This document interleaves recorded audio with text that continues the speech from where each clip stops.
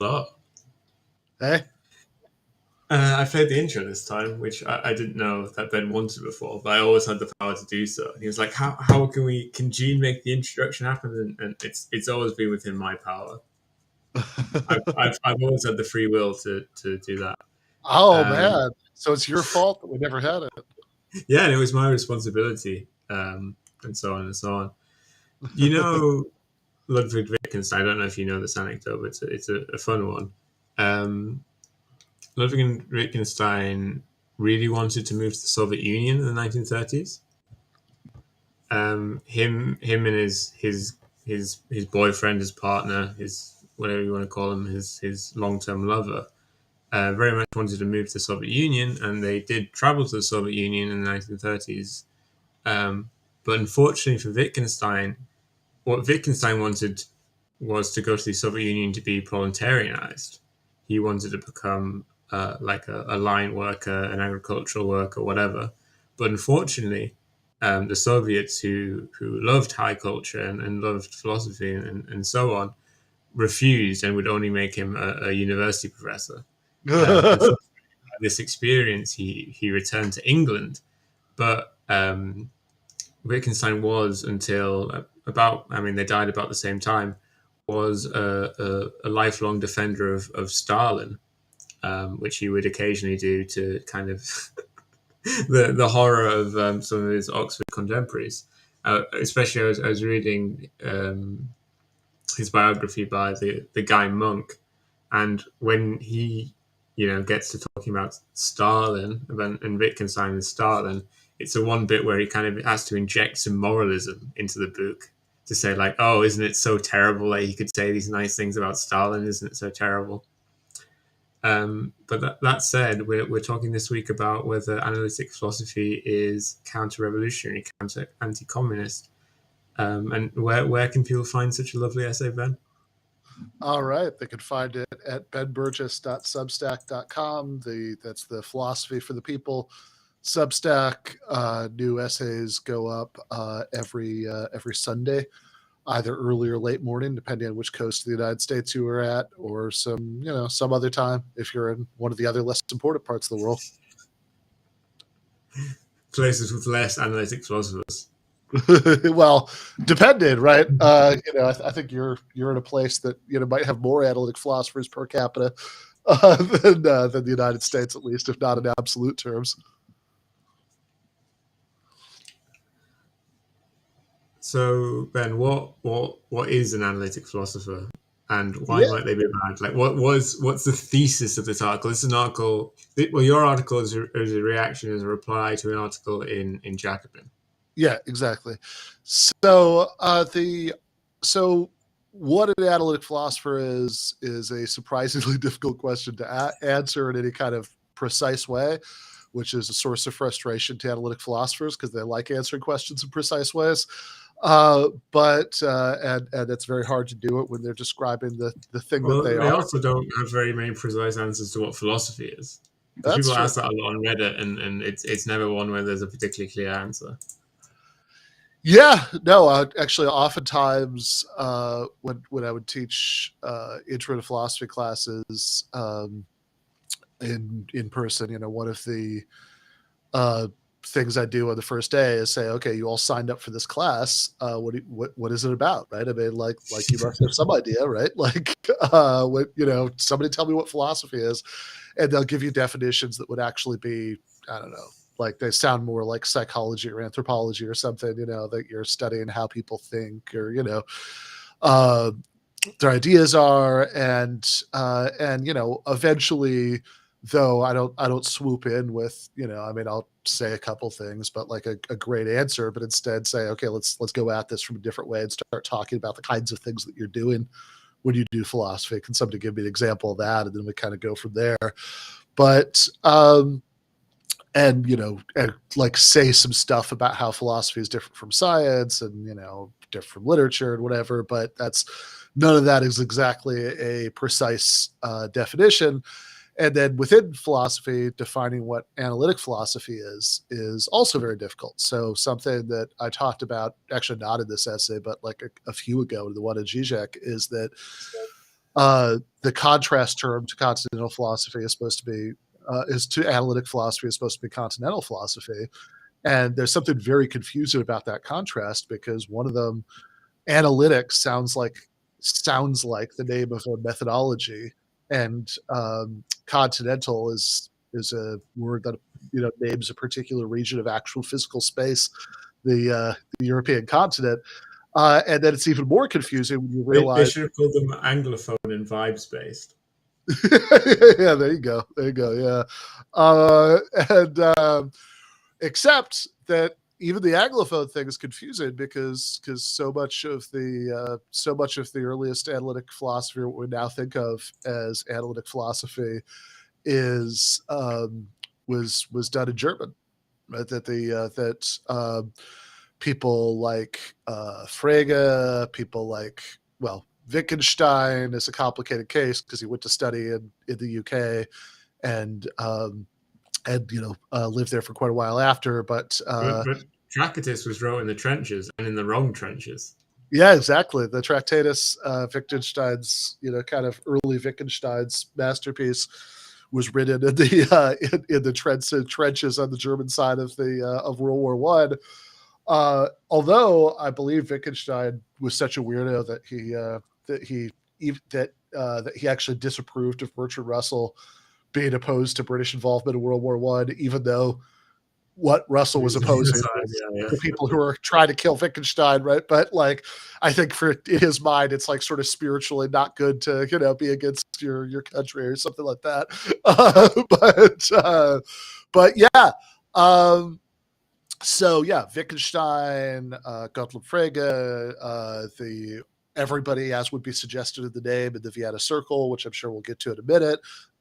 Like, these people were all on the continent. So, and then it's true they decamped to the UK or the US, or sometimes the UK then the US. Brian Leiter, I think, had a lot, I remember from many years ago on his blog, about how the two people who did the most to improve the academic quality of philosophy departments in the United States were Adolf Hitler and Margaret Thatcher. Right, because Hitler, that when we say they left the continent, they didn't do it because Oxford is so amazing, right? Yeah. Nazis. Yeah, no, exactly, because so many of them were Jews or socialists or both, right? And so they left in a hurry. And then then the Thatcher part is just like budget cuts and stuff, leading people to be more likely to seek out jobs in the U.S. But yeah, so okay, so we haven't actually said anything remotely informative about what analytic philosophy is yet. So let's just real quick try to do that. Analytic philosophy, roughly speaking, it's a vague term. It's an imprecise term, but it's a way of gesturing at a certain kind of style of doing philosophy, a certain tradition of doing philosophy, that if you like, the sort of people that you tend to be more likely to reference are people like a bunch of the names we just mentioned, rather than like Heidegger or Derrida, then you just might be an analytic philosopher. And, roughly speaking, I think a lot of the impulse that grounds a lot of the things that would later become known as analytic philosophy is just like, hey, we really like the sciences, we really like math, we really don't like the kind of philosophy that sounds like convoluted bullshit, which, like, I already mentioned Heidegger. I think that, Heidegger putting out Being and Time kind of around the time that this distinction is really starting to get going, definitely helps sort of solidify the sense that there are two different kind of modes of doing philosophy. But also, I think a lot of what some of these guys like Bertrand Russell or G. Moore or the Vienna Circle guys were reacting to was like sort of, like late 19th, early 20th century, like British neo-Hegelianism and stuff like that, which fairly or unfairly, right, they tended to perceive as kind of sounding like convoluted bullshit, and not to have clear standards of evidence and things like that. And so the thought was how can we do philosophy in a way that's clear and where the arguments are more rigorous. And, I think there's a lot of more detailed stuff you could say, but I think that's like the sort of impulse, right? That animates a lot of, a lot of analytic philosophy. And there's this sort of weird thing, I think, where a lot of people who are sort of not necessarily academics, although some academics do think like this, but, I think fewer, right? But like people who are just kind of philosophy fans sort of think that it's like a team sport, and and you're either on like Team Analytic or Team Continental. And I mean, for me, it definitely seems like these divisions have broken down a lot. Definitely.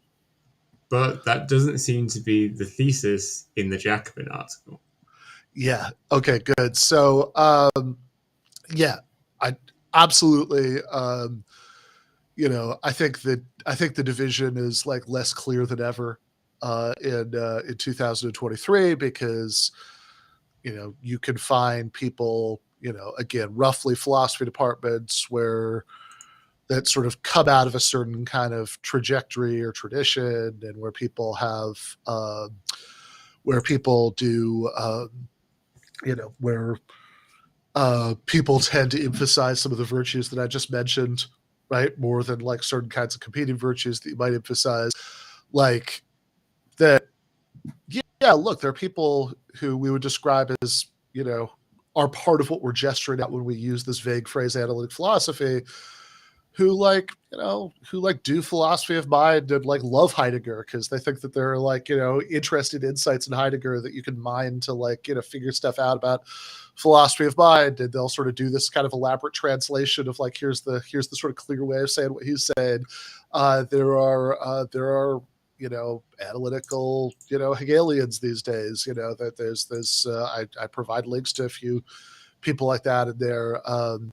And, conversely, I mean, that's, I was just looking at, this is, I think, going to be the subject of not next week, I think, but a near future philosophy for the people essay. Somebody was pointing me to, after the one I did about compatibilism last week, somebody was pointing me to Slavoj Žižek talking about compatibilism in his book Less Than Nothing. It's like, okay, you have the most continental philosopher ever. Did you see Zizek talking about freedom in sublation? Oh, I actually haven't seen this. No. Yeah, I mean, I read it and I didn't really get it, but what I could see, it was kind of it was a very Doug Lane kind of like, well, libertarianism doesn't really make sense, but if we don't have it, then we don't have freedom, so we just have to kind of make a leap of faith. Well, I will say it was called a Pascalian wager of human freedom. Oh, I vaguely remember this now. Yeah. I think I might have actually, I don't know if I played any role in this being in sublation or not, but I actually remember hanging out with him at Hay, and he was asking about what Doug was up to post Zero Books. And I was like, oh, I'm sure they've got this magazine. Yeah, I'm sure they'd love it if you wrote something for them. And then I saw like the next day or something that thing was there. So I don't know if that's a coincidence or if he was just like that article was the first article I saw in Sublation, which someone asked a question about in our such as philosophy, but I didn't answer it because I didn't really get the article. Okay, so I don't know if he was just like, yeah, I've got this thing that's sitting here. Let's give it to sublation. But we're describing quite kind of like a vague division between groups of academics who it all seems very abstract.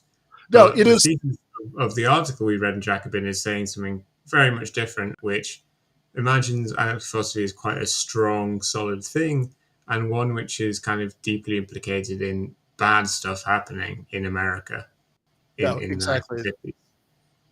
So yeah, the article, Christoph Scheringa, I hope I'm pronouncing that correctly, in Jacobin, is it's called "The Birth of Analytic Philosophy Out of the Spirit of McCarthyism," which gives you some idea of what's in the tin, and I think that Scheringa, as far as I can tell, I've read this article a couple times, is really arguing a couple things, although he sees them as related. And this is kind of what one is a claim that analytic philosophy is this much more of a well-defined thing than we've been saying, and in particular that it's like a very very constrained and intellectually narrow thing, and so that's like the sort of philosophical critique, right? That he says it's that he thinks that there's this sort of story of like increasing kind of philosophical conformity that that he tells in sort of bits and pieces over the course of the article. And then the second claim, which is the one that I'm kind of like that I'm more obviously taking aim at with the kind of half joking title of my essay, is that he thinks that analytic philosophy is very strongly tied to like I said in the deck at the top of mine, anti-communist liberalism, but like I think we could just sort of more broadly say like what I mean by that is not just like not like in Stalin, although even that, as you point out with Wittgenstein, is not universally the case. But like thinking that the Soviet Union, is not like the most desirable model of what a post-capitalist society could look like, but like something more. Because if that's all it is, then sure, fair enough, right? I'm not. I mean, this is similar to what you bumped up against in the Zizek thing, where in the article he was like, and he posed Yugoslavia, and you're like, well. Yeah, I mean, what? yeah, exactly. It doesn't necessarily make you a liberal.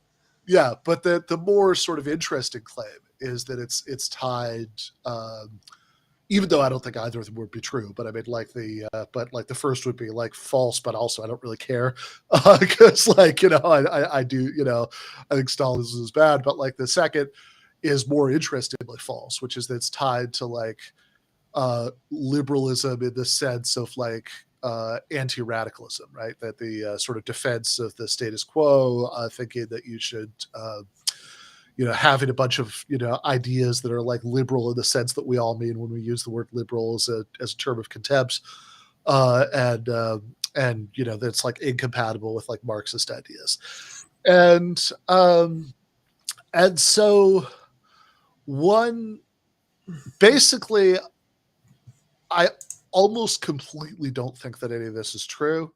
I'm very unconvinced by the narrative in this article. And since people I think often get very confused about this point when I say that I think almost none of this is true, I'm not saying that I don't think that there are like any analytic philosophers who fit the bill, right, of what's being described, because in some ways, sure, right? But that I think as a sort of broad characterization of everything going on in this kind of philosophy, I don't really think almost any of this is true. The reason I'd say almost is that I do think, I mean, I kind of at pains to acknowledge early in the essay, I think there is an element of truth to one part of what he's saying, right, which is just this, that so these Vienna Circle guys who were these important early figures in, again, I know I've used this phrase like 5 or 6 times, but I'll just use it one more time, right? Just to be careful, what would later be known as analytic philosophy, have a lot of them were socialists. And so the example, in fact, like the example that's really striking to me that I give in the article is that is that Otto Neurath, who was a member of the Vienna Circle, and who's somebody whose name I surely saw mentioned at least 10,000 times over the years that I was in graduate school, the years after that I was kind of around academic philosophers, always mentioned kind of in the connection to his views about epistemology, right? So, philosophical theories of knowledge and, and philosophy of science and stuff like that. I had no idea until like a couple years ago when I read Lee Phillips and Mikhail Rozworski's book, People's Republic of Walmart, and I was really shocked by this when I learned, because like, oh my God, how did I not know this?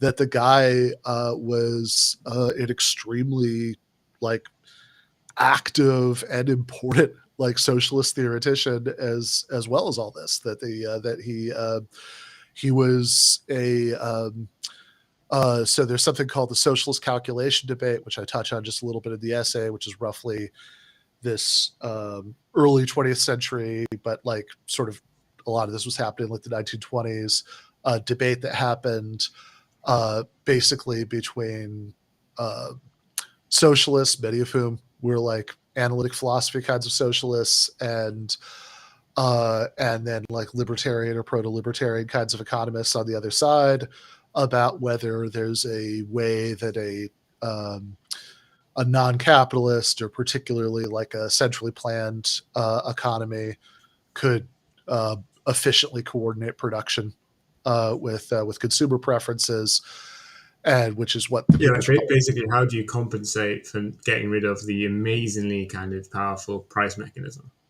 Yeah, exactly, right. If you don't have what they call price signals, right? So like basically how much consumers are willing to pay for something is a very efficient way of signaling to producers, you know, how much they want it or not, right? And if you don't have that, then is the sort of, you're sort of depriving, like the worry is that like socialist planners will lack this knowledge that's important for coordinating the different parts of the economic machine.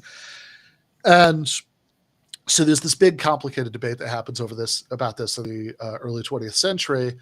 And Otto Neurath was like a major figure in that debate. In fact, not only that, but I mean, like it gets a step more interested than that, that he wasn't just like theorizing about this shit. He was actually a state economic planner in the brief-lived Bavarian Soviet Republic that like came into existence during the German Revolution at the end of World War I, which is like just astonishing. It's like I don't know. It's if I it'd be like finding out that like, you know, that like Quine, you know, was a member of the Black Panther Party or something. You know, it's like wait, really?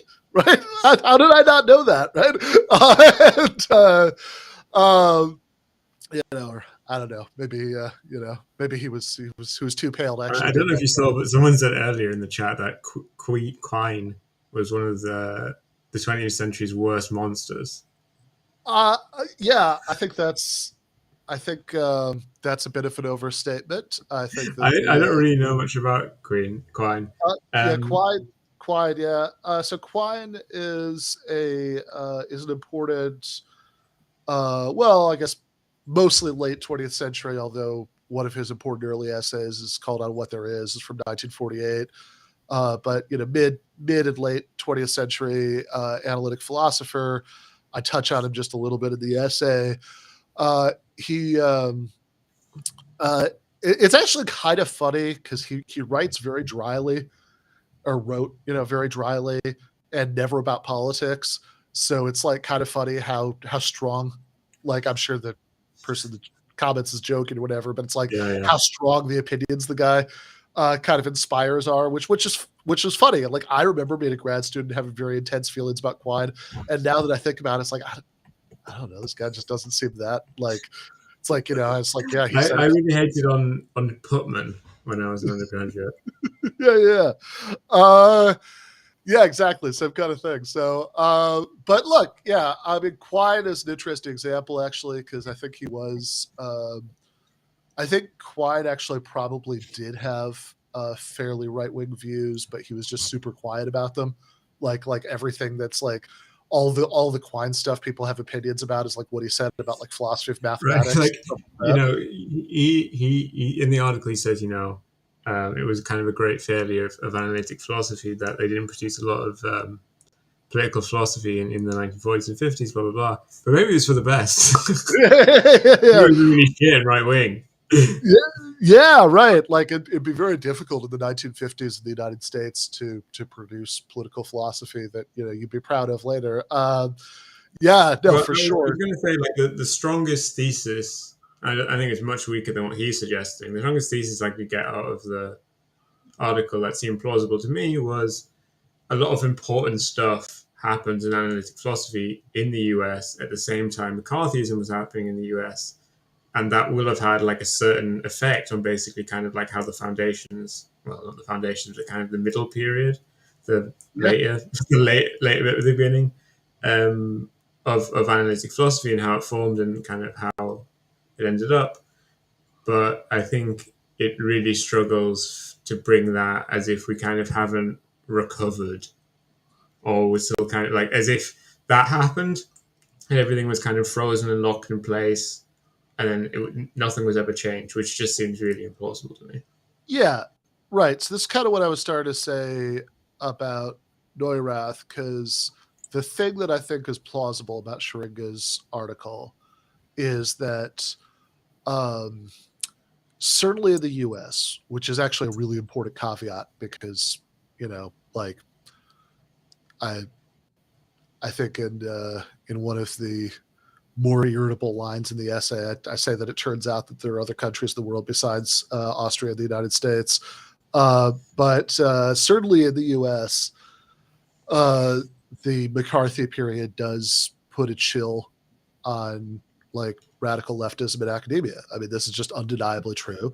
Um, this is like something Richard Wolff talks about all the time with economics. That like it's not that like I mean it's whatever you think about the intellectual merits of different kinds of Marxian economics or whatever. It's not like economics departments, just like it's just like they had a bunch of Marxists, but they all just kind of like organically saw the error of their ways and they became something else, and that's why you don't have any, right? There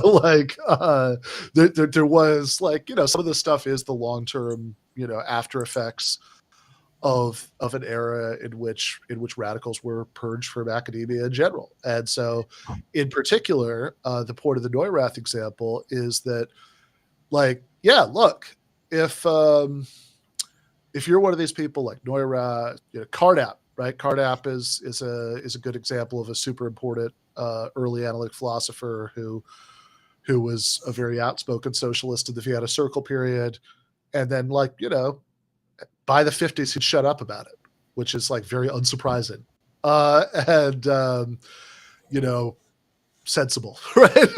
Like under the circumstances that even if like some of these guys like fled to the United States because the United States during in like the early 1940s was a vastly more hospitable environment for them than Vienna was. You might get an uncomfortable interview or two with the FBI, but if it went badly, they still weren't to take you out into the back alley and shoot you. But especially after the end of World War One, the sort of breakup of the Popular Front Against Fascism period at the beginning of the Cold War and McCarthyism, it still got a lot less hospitable for people, academics with radical political opinions. And so a lot of these people just kind of, shut up and put their heads down. And it's like, look, I'm just going to talk about, all I'm going to do is talk about symbolic logic, right? Like I don't want any trouble. And I think that, and sure, some of and as they got older, some of them, never went back to it, right? They never started talking about politics again. And so in some cases, you could have Otto Neurath actually be like run an economic planning office in the Bavarian Soviet Republic and have that be largely disappeared from the sort of casual collective philosophical memory of the man. And so, that there is a sense in which I think that Scheringa's right, that there's that like there are ways in which, like the culture of academic philosophy in the United States, I think has been, has like reflected the sort of long-term effects of that purge, that certainly would, I talk about in the article. I mean, when I was going to graduate school, everybody but like me and my two weird friends were like either totally apolitical or just normal ass Democrats. I mean, like, every once in a while you'd run into like a libertarian. They were their own sort of equal and opposite kind of eccentric, right? But like, nobody, it was pretty rare, right? I mean, like my experience in like 2009, if I told somebody I was a Marxist, would be that, you know, that was kind of like a charming and amusing eccentricity, that like nobody took it very seriously. I So mean, so yeah, outside of a few departments, I think the important thing to note is that that would be true basically across the university, right? right. Yeah, exactly. Right. Like that's a, um, I don't, this is where I get off board with Scheringa, because I don't think this is a unique analytic philosophy problem. I think this is just generally true. Look, academia, in my experience, is, you know, like conservatives are also rare, right? That's true. But like in my experience, it's overwhelmingly dominated by just like regular mainstream liberals. Like those are, you know, people who like listen to NPR and, you know, vote for Democrats and, you know, like just don't have any remarkable political opinions of any kind. And uh, and so I think that, uh, where I get off, you know, where I really get off board with Scheringa's thesis is basically, a couple things, right? One of which has already been mentioned, which is, that there are other countries, and in particular, there's the other country that you live in, and I would point out, as far as that goes, that like there are a couple of really weird omissions in this article. One of whom, and this is somebody in the chat, I saw you displayed their message, like pointed this out a few minutes ago, but one of the biggest and most striking omissions is Bertrand Russell. That like this is the guy who's like, this is Mr. Analytic philosophy. I mean, if you were going to pick one figure in, to you know, if you were going to pick one figure to sort of say like, look, who's the most sort of important person in the development of this kind of philosophy, it's got to be him. And this is somebody who is, you know, I mean, I think that probably in various ways, you know, some of the audience here would find him, you know, too squishy and Menshevik and pacifist and whatnot, but like, you know, but was certainly an outspoken radical. This is a guy who one of the first things that he wrote actually was about the, you know, German Social Democratic Party, you know, and this is back when Lenin liked them too, you know, and he's praising them. He's I mean, he did. He didn't really like it very much, but he did go and see Lenin. yeah, he did. You know, I mean, he had a, like, you know, he didn't end up being a fan, you know, at all, right, of the Soviet Union. Although crucially, he also didn't become, I mean, other than like maybe for like 5 minutes of like sort of, you know, Orwellian terror of, you know, like some vision of what the world could be in the late 40s, right? Like after he came to his senses, right, he also wasn't on the U.S. side of the Cold War. He was, Yeah, I was going to say that he wasn't in Orwell. yeah, no, exactly, right. I mean, I think that like, yeah, like I said, I think there may have been a minute in the 40s where he kind of was a little bit of an Orwell, but I think that for the most part, right, if you look at you know, before that and certainly after that, he was absolutely not an Orwell about it. He was he's somebody who, you know, extensively wrote about, you know, socialism, pacifism, you know, free love. He was denied a attempt to appoint him. It was like a big free speech case in the U.S. The City College of New York tried to appoint him for like a 1-year job to teach, like, you know, symbolic logic and philosophy of mathematics, and it was denied because like the local archbishop was like furiously like agitated against it because, you know, because of his like advocacy of atheism and sexual immorality. He one of the last, and like really like the guy did, you know, I mean, he wasn't even just like an academic who just talked about this stuff. He was always like marching in protests. He was you know, he was I mean, he wasn't like even like Rawls, who comes up later in the essay, who like, I think, you know, like, look, Rawls just wanted to sit in a study and think about justice, right? He didn't want to actually, you know, do anything about it, right? Like he was kind of allergic to controversies and even signing petitions and stuff. But like Russell, one of the last things that Russell did at the end of his life. I mean, he died in like 1970, I think. Like, you know, was set up with Jean-Paul Sartre, this public tribunal to investigate U.S. war crimes in Vietnam. You know, and so it just seems to me that like this is just a giant counterexample to this idea that like as analytic philosophy was really coming into its own as a distinct thing, you know, like all the people who were involved with it, you know, like dropped any radical opinions they may have ever had. A real baffling age fact is that Chomsky was 42 when Bertrand Russell died. Yeah, there we go. You know, the thing I always find interesting, and by the way, I mean, I have, if people want to look up after you're done with this on YouTube, Noam Chomsky and Bertrand Russell, you can find a good video of Chomsky, you know, just like going on and on about why Russell is his hero. I think it's because somebody asked him why he had like a portrait of Bertrand Russell in his office. And the first time I was ever on the Michael Brooks show, not the first time in studio, but I was on for like one of those like Sunday things they did for patrons. You know, we played that clip in there, Chomsky talking about Russell. But yeah, the thing, it is amazing how old Chomsky is, and the fact that he's still at it, right? I mean, he did. There's this like real quick transition too, where it feels to me like up until about 3 years ago, Noam Chomsky stayed the same age for like 60 or 70 years. Like Right, he, and then he grew a scary beard. yeah, like he, yeah, because like, yeah, like I feel like, you know, 1983, 1993, 2003, Chomsky, you know, he looked old, but like, you know, not that old. Like he was sort of pretty in stasis, right? He looked like he was about the same age. And then, yeah, around 2019, 2020, like he had suddenly he looked like he'd aged like an extra 20 or 30 years. Like he had like the way, like bearded Chomsky. I remember the first time I saw that, I was like, that man looks like a wizard who just escaped from a dungeon. I mean, I bring up Chomsky to say that Chomsky, I mean, obviously he has a lot of haters on the left, but, you know, he is a leftist and socialist and so on. Yeah. But he's also one of probably the biggest toxic hater of continental philosophy out there.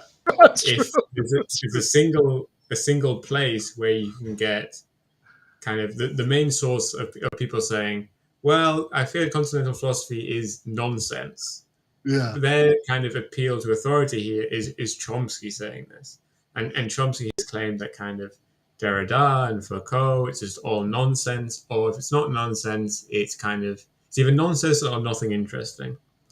Yeah. Which is to say that, you know, it seems difficult to fit Chomsky, who, as well as Bertrand Russell, into this thesis because he is definitely a leftist and definitely analytic in that he fucking hates continental philosophy, but is America's biggest leftist intellectual. Totally. Yeah. And he's somebody who, I mean, just to reinforce what you're saying, I mean, like he has written not just about, you know, linguistics, which is of course his primary field, but also like, you know, philosophy of language, and in a super analytic way.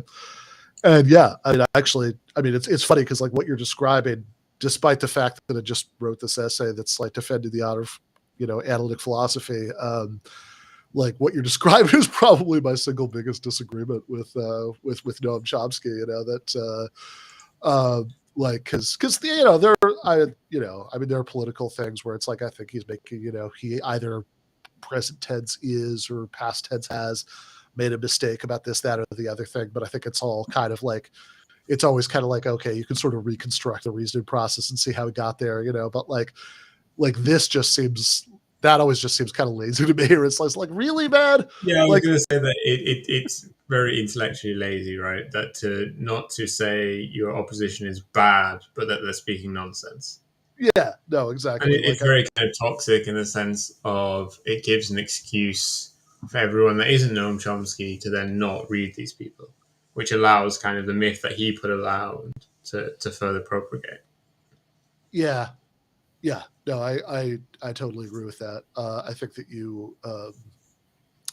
and I think I actually think one of the ideas I have for something that'd be fun, down the line and on the Substack would be something that's saying would be like an essay going back and talking about the Chomsky Foucault debate and and being like, okay, not that it'd be like super polemically, anti, anti Chomsky because I actually think he's largely right in what he's arguing in that debate, and also because I fucking revere Saint Noam, but despite that, right, like just one of the points I'd like to make is like, okay, man, it sure seems like they both understand what the other person is saying and are making arguments against it, doesn't it? Yeah. Like, so it's like, really, like, is Foucault just like spouting nonsense? Was this the one break he took from nonsense to like come up with some like actual opinions to express? Like, is there no link between what he said here and what he says in his books? But anyway, all which is a side point. It's like, yes, I think Bertrand Russell is a giant hole in this argument. Another giant hole in the argument is G.A. Cohen, who obviously we've talked about before. I've written a bunch about for Jacobin, as well as a previous Substack essay about him. But like, I just find it really remarkable. In fact, one of the funny, I don't quite spell this part out in the essay, but like, one of the funny things about all this is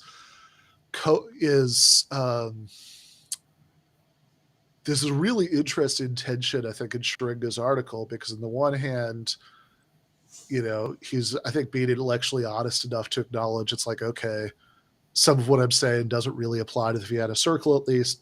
Like I said, I wish he would also acknowledge about Russell, and then we could really, Chomsky, right? But like, so he's honest enough to acknowledge doesn't really apply to the Vienna Circle. So it's like, okay, well, maybe they were okay, right, before they came to America, and then they became, and then at which point they became not okay because they founded this thing I don't like, analytic philosophy, as we now know it. But like, but it's funny because also, like, in the opening paragraph of his article, he has this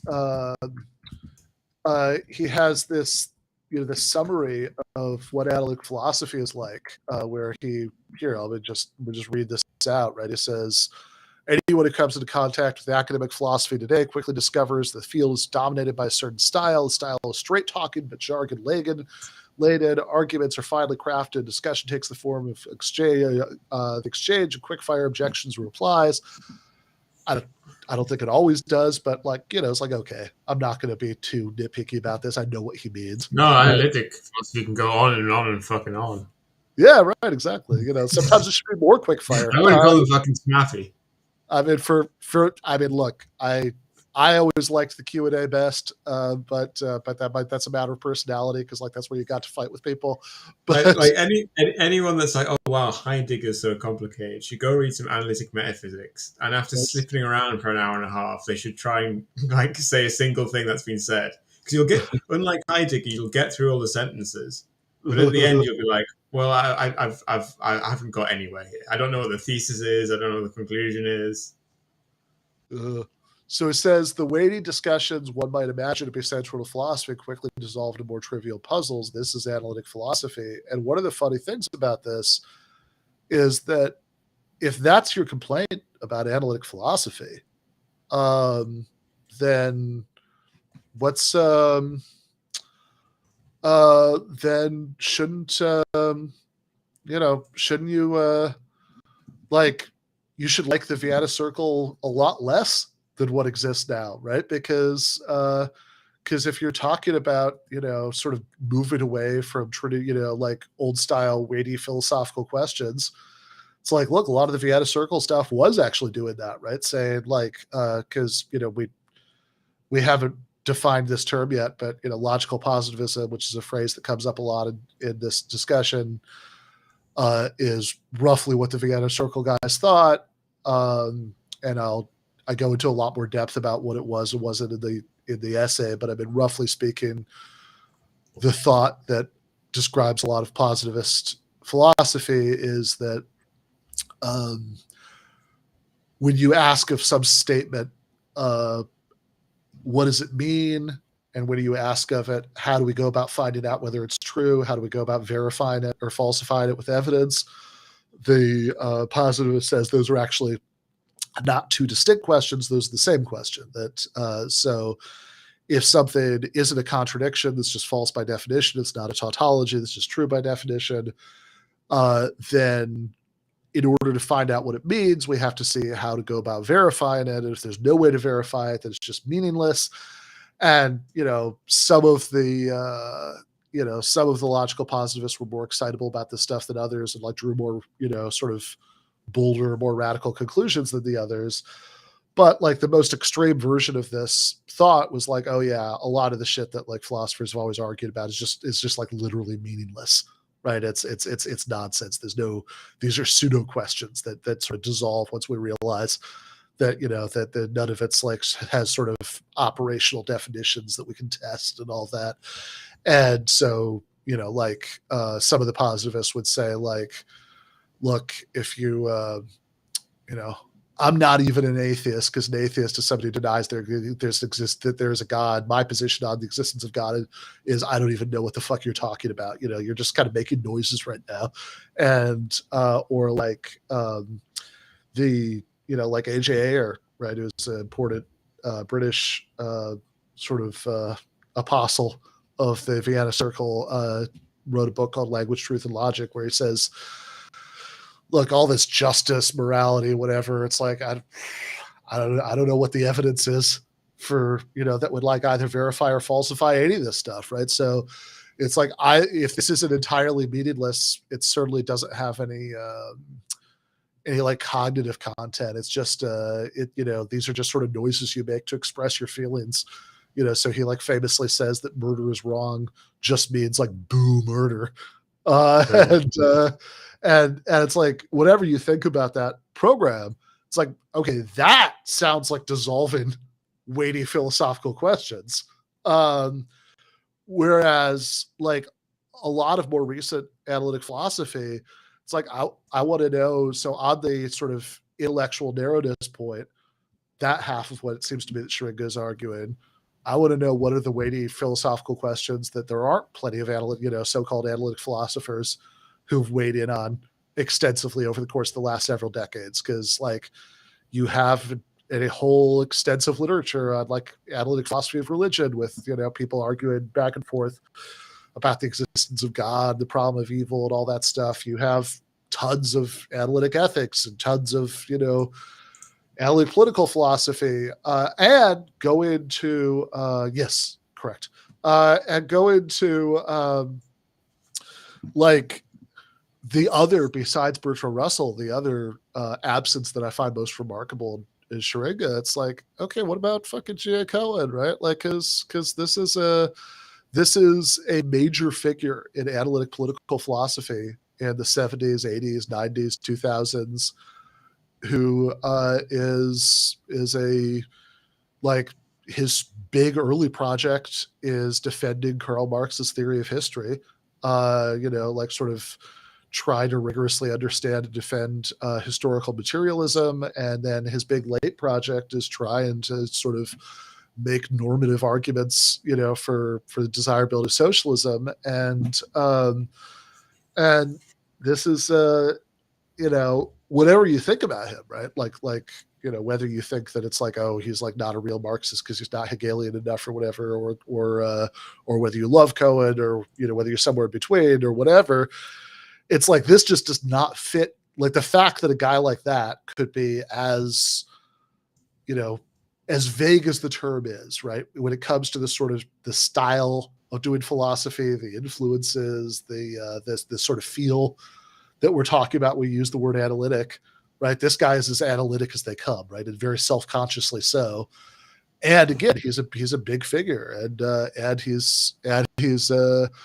his whole thing is trying to defend, various Marxist and socialist claims. So, but like once you put that in, then it's like, okay, it clearly, I mean, all right, so you've got Carnap and Neurath and all these people, and like in the 30s, who are radical socialists.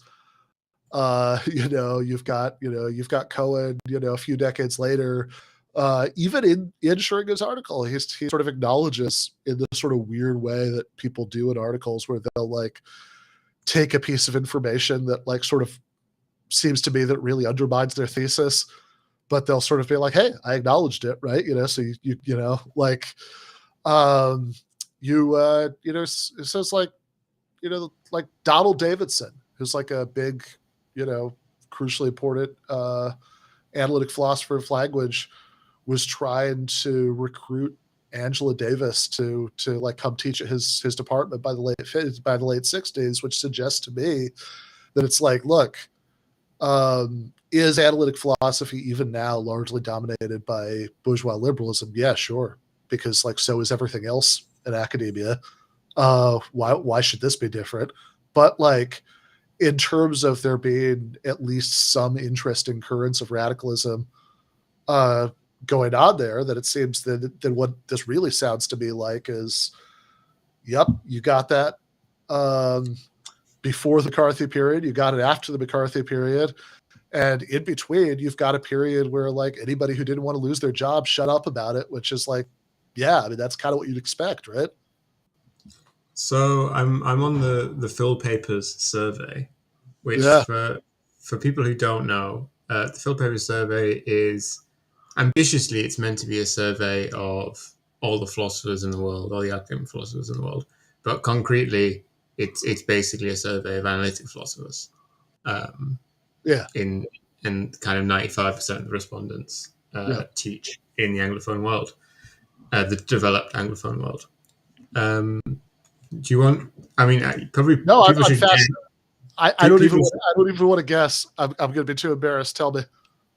People should guess what the percentage supported in this poll capitalism and the percentage who supported socialism. And I mean, because the number is 26% for capitalism. Damn. And 49% for socialism. Okay, that's interesting. Yeah, this is one of those things where it's like I would just what is Zizek always say when he's feeling particularly hyperbolic, I would sell my mother into slavery to find out blah blah blah, right? That's it's like God, I want so badly to ask follow-up questions about right. this. Yeah. Because obviously, this is a survey which is post Bernie Sanders, right? Yeah. Though yeah. being philosophers, a whole 8% said the question is too unclear to answer. Yeah, see, that sounds like more like analytic philosophers to me.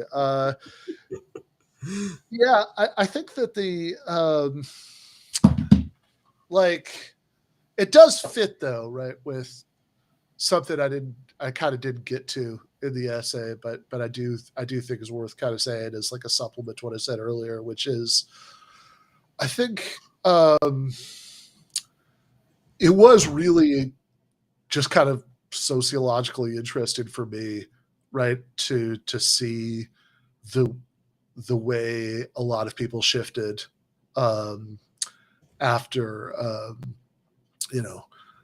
after 2000 and whatever 2015 or so, right? After the rise of Bernie and all of that, because even though, like I said, I'd love to ask some follow-up questions, like, okay, how many people said socialism, but still were like Elizabeth Warren supporters, but I will say it is really interesting to me when I look back at people I went to graduate school with, who, like I said, would just kind of treat like, I'm a socialist as like, there's like a sort of like interested in amusing eccentricity, that that like nobody even got mad at that because it's like, huh, okay, that's like, and people who I would sometimes have arguments about this stuff with, who I would have arguments about, about capitalism and socialism. It's like, oh well, how would would we have iPhones, right, if we were living under socialism? Those kinds of arguments, and how I would have arguments with about Obama, right, and why I thought he sucked, and they disagreed. Who like really, I'm not saying they came. You were never impressed with Obungler. I was never impressed with Obungler. No, I was How old were you in 2008? 28. Oh, okay, so yeah, my age. Yes. So I was not impressed with Obungler. I was like, I was, yeah, I think like somehow or another, when like he was campaigning for president and he said very clearly and unambiguously that like I'm gonna like do a bunch of drone strikes in Pakistan, like I somehow managed to hear those sentences from the speeches, and none of my friends seemed to. And like he really did say that. Like he was like he wasn't like there are plenty of things that he lied about during the campaign, and then like did the opposite. But like on stuff like that, it was like no, he was pretty clear, right? Like it was like he was like, yeah, I think the war in Iraq is bad because we took our eye off the really important war in Afghanistan, and I want to double down on that one, right? Like that was his line. It's really good Democrat brain though. Yeah, absolutely, right. So it's like, yeah, I was always very down on Obama, and whereas a lot of my friends were, they drank the hope and change pretty hard. And yeah, I have and I would have I think that so a lot of these people who I'd have these arguments with, some of them have come more or less exactly to my politics since then, and some of the ones who haven't have like certainly made it a good distance of the way there. Just because I don't think like academia changed particularly. I just think the world changed, and so like I don't know. I mean, I think about some of the people who I always thought of as being like super mainstream liberally in their politics back then, who like some of these people joined DSA. Like one of the people I'm thinking about like most vividly here is like I don't think he's gonna like go out and join organizations, but he's like a big Chapo fan now, right? There's like there's been a shift, which is great, right? And like I remember, I was in like 20 from like 2013 to 2015, I was teaching in South Korea, and then I got back, and I was my wife was still working on her dissertation, and I didn't have an academic job lined up, and so I was just substitute teaching in Michigan for a semester, and then I got this adjunct job at Rutgers, which started in 2016. And I remember like it was really weird for the first time ever. I was like, it's like, oh, this is nice. I could get used to this, where it's like I would like be in conversations with people that I like knew from the philosophy department about politics. And it's like, there were like, there were like other people, some multiple other people who just like agreed with me about stuff. It's like, oh, hey, cool. Right. That's fun. Right. Cause I think that there was, grad students I'm talking about, not professors, but like, but yeah, I think there was like a nice shift now that Bernie moment has has like reversed itself. I guess I don't know. I guess I would expect that a lot of that, I don't know how that's going to play out, right? But like I think that the but again, I think that's not because like, you know, academic philosophy was somehow different. I just think that that's because They like development's the they largest. also asked on the survey method in political philosophy, which you prefer, ideal theory or non-ideal theory. Do you know which one won this time? Non-ideal theory won by almost 2-1. Yeah. Roll cells seething. Raw cell C.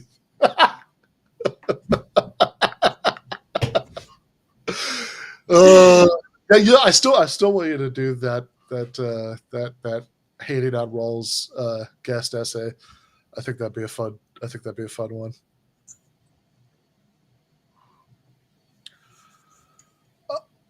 You know, I guess the last thing maybe we haven't mentioned yet that's worth saying about all this is that so there's the original Scheringa article, and a lot of my essays is just me responding to Scheringa.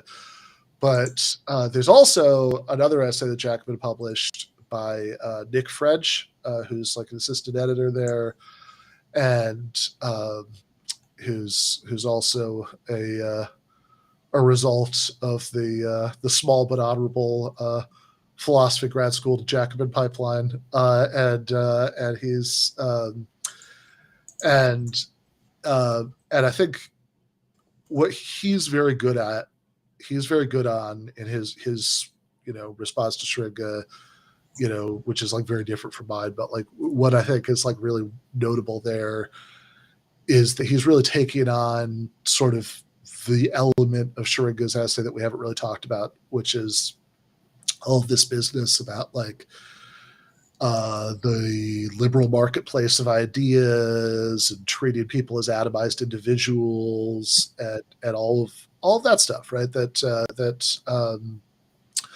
Scheringa is talking about, which seems sort of very poorly, like it seems very like the parameters of what he's even talking about there don't seem very well defined to me. Like I found that a little frustrated. But I think that given like almost any reasonable interpretation of what he's saying, I think Nick French's response is very good, right? Which is to say, like, okay,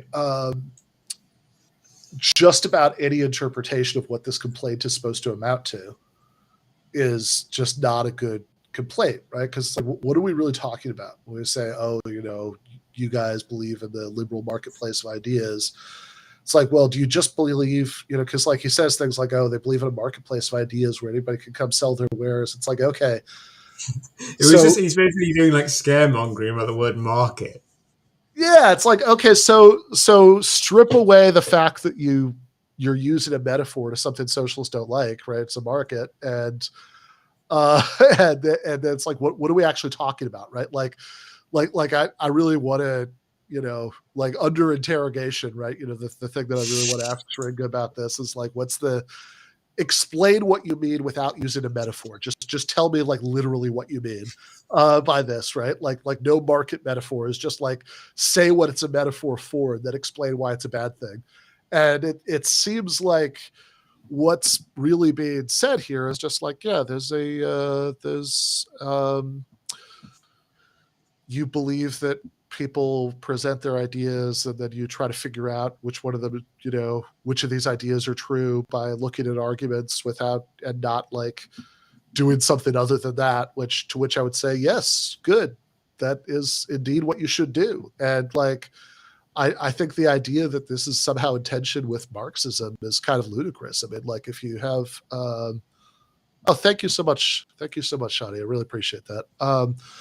But I think that like the idea that this is somehow in tension with Marxism, I think is ridiculous for many reasons. One of which is like I've been actually had to cancel it this morning because I for reasons we don't need to get into. I was eating breakfast for 3 hours. I was not eating breakfast for 3 hours. I was eating breakfast for 40. Yeah, that would have been nice. I was eating breakfast for 45 minutes and watching the clock before this, but I got like 2 hours of sleep originally, and I was a mess when I got up. But in any case, but but I've been teaching this class, which we really are almost done with. There's like 7 or 8 chapters left, 7 chapters left, maybe 8 chapters left on Capital. And you read that book, and it's like, who seems to be really into the idea that you should try to figure out what's true by making arguments and evaluating the arguments made by others is Karl Marx, right? He does a lot of it. Like he's like that book. He's not just like the gap between what both certain kinds of enemies of Marxism and even some people who consider themselves to be friends of Marxism, the gap between what they think that Marx is doing and what Marx is actually doing is just astonishing to me, because it's like, if Marx was doing what they thought he was doing, he would just be like, well, look, I don't need to respond to like Adam Smith or David Ricardo's arguments. Like, it's like, what is this liberal nonsense where you look at arguments and try to figure out like if they're, and try to show that they don't really fit with the evidence or that they're, leaps or contradictions, whatever. It's like, I don't do that, right? Like all I need to do is to point out that these people were apologists for, for enemy class interest, and just leave it at that, call it a day, right? It's like, well, if that's what it was, I mean, Capital, a critique of political economy, could have been a page long. That there's so much of that book is him, discussing specific arguments made by bourgeois economists and saying, no, but that doesn't make sense because of X, Y, and Z. And what about this? And, and in fact, they're trying to have it both ways here. And, and like all of that stuff, right? Like he's constantly evaluating arguments based on it by others. He's constantly making arguments of his own. Oftentimes chapter to chapter to chapter, he'll reframe the same argument, like in slightly different terms, to like try to hammer it home in a different way. And it's like, yeah, that sounds to me like somebody who, if we're going to call the belief that you should like, inspect arguments to see if they make sense and to try to tell which ideas are true objectively, rather than just looking at like the identity characteristics of the people making it or whatever. Like if we're going to call that like everybody bringing their wares to a marketplace of ideas, then like cool. This was the one market that Karl Marx loved. Yeah. Did you see me arguing about SoCal in the comments? About SoCal? Sorry. I see. This is where my mind is at, because for a second I thought you meant SoCal, like Southern California, and I was like, how did that come up? No, SoCal, Alan SoCal. I did see just a little bit of that. Yeah.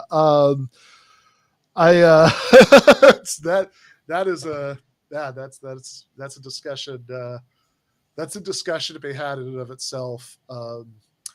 So I take it you're very anti-hoax about this. Yeah, I'm a big hater of him. But kind of the whole premise of it was basically, how he portrays it. It was like he sent in some absolute fucking shite to this journal, and they were like, hell yeah, let's publish it. And then he basically goes for this to say that people send in shite to journals.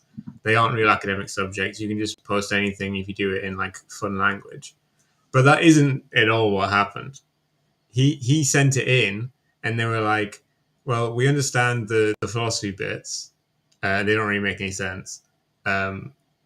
We don't really understand the quantum physics bits, but you're meant to be the physicist, so we guess you're right about that. Could you remove the philosophy bits and focus on the physics stuff? And he was like, no. And they weren't a blind journal, which was the main problem. And they were like, okay, you're a big famous physicist, so we're not going to question it. We're just going to publish this thing, which we think is quite questionable, but whatever. We're a small journal. No one's going to fucking read it anyway. And then he basically you guys, hoisted this like tiny shit journal and be like, you frauds, you disgusting. And really, the guy that was sinning academically is him. That's funny. I didn't. It's like obviously I vaguely knew what the hoax was. Like I sort of knew mostly. I think the punchline or what the punchline is supposed to be. But this is definitely, this is new information for me. That's interesting. I think, that too would actually be fun to. And obviously, he did reveal a failing in these journals, but it wasn't that they published nonsense, but that they didn't have they were too willing to give in to kind of popularity. But his accusation was that they generally publish nonsense. But the actual problem is they're willing to publish nonsense from famous guys. Yeah. That's funny. Yeah, right. It would be, if he just if he'd done like a blind review, he'd submitted a blind reviewed paper, and it was which is actually, I think, kind of what I always vaguely assumed happened. So that's interesting. Yeah, like it was rejected with major corrections, and he was like, no, and they gave in basically. Oh my God, those poor people. That's funny. I have so if this is, that's right. That's okay. Yeah, I've never heard the story told in that way, but yeah, if that's I mean, obviously, probably my story is also to a large degree wrong, but I think the important bit is that they really brought up a lot of problems with the article, which completely dismantles the thesis that it's all just nonsense, right? Yeah. No. Okay. So I'm gonna. All right. Now I'm curious. I'm actually gonna look into this. But yeah, that would be a fun one that would also actually be a fun one to do probably not anytime soon, because it would take a lot of research on my end, but like that'll be a fun one to do for the Substack at some point. Is like I'm just chat's telling me I'm just directly wrong, so we'll see. Okay. All right. So I started out with one impression. You're telling me that like I'm completely wrong. Chat says you're completely wrong. I think that we're gonna have to. You're gonna have to do some science, mate. I think we're gonna have to do some science and dig into this. And I know he also wrote a book about this. Not just that experience, but I think his sort of broader critique of like postmodern philosophy and stuff. So I'm gonna look into this and see if it would be so good if I could say as like a cliffhanger for next week that we're going to find out whether Stefan in the chat is right, but I'm not going to be able to find out by next week. But what will next week be? Yes. Next week is going to be a change of pace. I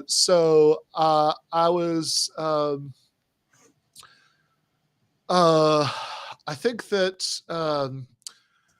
it's going to so obviously this week this week and last week were both sort of very kind of we're both very like sort of analytic philosophy content, heavy, right? There's like all this stuff this week about, logical positivism and philosophy of science and, Rawls and all of that. Last week, all about, the academic, debate among analytic philosophers about free will and, moral responsibility and all of that. I was thinking next week I could talk about why Plato thinks that it's irrational to be afraid of death, and why he sort of has a point, but it's kind of interestingly impossible to actually internalize that point. Right. So, yep. Yeah, I was gonna say, when are we gonna do some shit on the fucking trolley problem or whatever? Yeah, actually, I was thinking about it. I mean, I think on that list. So when we first started, when I first pitched the idea of doing the it's like, hey, do you want to like interview me on TIR about these as I put them out, and like I was kind of explaining my idea for the Substack to you. I think I sent you a Word document with like a zillion things that I kind of come up with just to kind of reassure myself that it's like I kind of had enough to sustain this in the long term, and it's like things that I wanted to write about. And one of them was about the trolley problem, and so that one is definitely coming, because I think that there's a really interesting paper where Judith Jarvis Thompson says that like sort of proposes what I actually think is like a really plausible solution, sort of in the middle of the paper. And then she's like, yeah, but probably not that. And it's like, I don't know. Go back to I mean, that. that's the same thing with June her abortion article, where kind of in the middle she gives a very convincing argument, but then actually she moves on and basically she argues that we have no positive right to aid at all, Which is, right to demand aid, which is like, what the fuck? yeah, no, that's, yes. I think that she's there's a point where she's very, I mean, she says different things at different points in the article. And like there's a point where she says this very plausible thing, which is like, she talks about good Samaritans versus minimally decent Samaritans. And it's like, okay, maybe you don't have an obligation to be a good Samaritan in the sense of like sort of going all out to help somebody and, you know, putting yourself at risk and, you know, all the stuff. But like, come on, you at least have an obligation to be a minimally decent Samaritan. She gives the example of, I'm blanking on the name of the case, but there's this famous case in New York in the 70s where this woman was supposedly The woman, she got murdered outside the apartment. Yeah, and no exactly. one called the police. Allegedly, I think it's definitely not Allegedly, true. I think It's a that. philosophy paper, so it doesn't fucking matter. Yeah. I think like journalists who've actually gone back and looked at the reporting on this have like pretty definitively said this is not how it happened. But like the sort of dozens of people called the police, but it doesn't matter. Yeah. But the urban legend, which was what was kind of reported at the time, and like there's like a Harlan Ellison short story that's like based on like this sort of urban legend version of it, is that like all these people saw from their apartment balconies and nobody called the police. And so anyway, whatever, doesn't really matter for her purposes whether it happened or not, right? Her point is just like, okay, it you know, like none of them would have even been breaking the law, right? You know, by not, you know, reporting this, you know, they're under no legal obligation to do so, and just that interested that they don't even have to do that to preserve somebody's life. Whereas, you know, on the assumption that this is, you know, a fetus has moral status, you know, you're asking a pregnant woman to like share her body for 9 months, right? As opposed to just like picking up the goddamn phone, right? You know, to you know, like, which, and but like, I think where she's most plausible, she's like, yeah, maybe there should be minimally decent Samaritan laws. Like it's like that doesn't actually seem crazy that like you should be right. In the abortion article, she says that if she's first, you know, gives an example that this famous actor shouldn't be forced to fly across America to save her life. But then she says this famous actor shouldn't be forced to walk across the room to save her life. And it's like, and it's like, no, he should. Like, he should. Come on. Like, you were going so good, and then you had to take it too far. Like that's it's like, yeah, because she said, was it his like calming, like his hand on her brow, you know, would be enough to save her. It's like, well, if that's all it fucking took, then like grab his hand and like put it on her brow. Like I'm not gonna like cry too much about like his lost rights, you know, if that's all that happens. And so yeah, I think I think there are moments in that article where she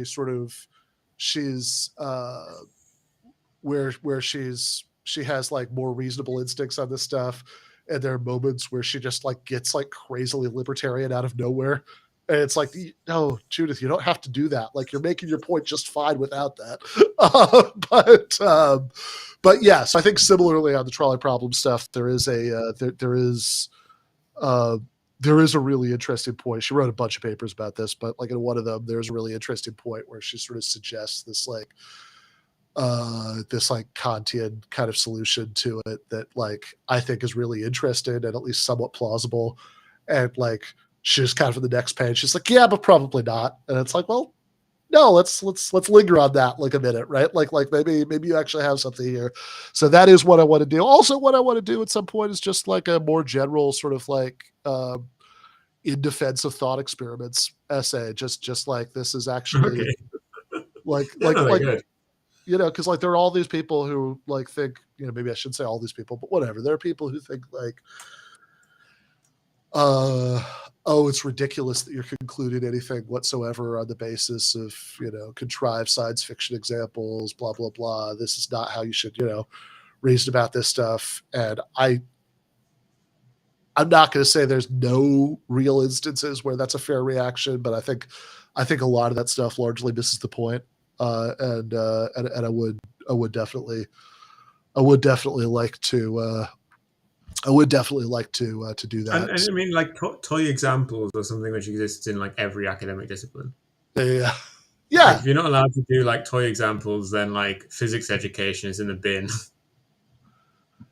yeah, yeah. No, totally. Like I think that it's, and and I think that I think that I think a lot of people who have this reaction are just kind of misconstruing the way that these examples are typically used, because it's not like, none of this stuff is like, it's not like, oh, um, being pregnant is exactly like being kidnapped and hooked up to a sick violinist, and so whatever's true of one could be true of the other. I mean, if you read that article, for example, like that's the point that Thompson is making is, uh, if you're going to make an anti-abortion argument where you make this move that seems very reasonable when you first say it, which is like, okay, sure, bodily autonomy is nice, but like the right to life is like more important than anything.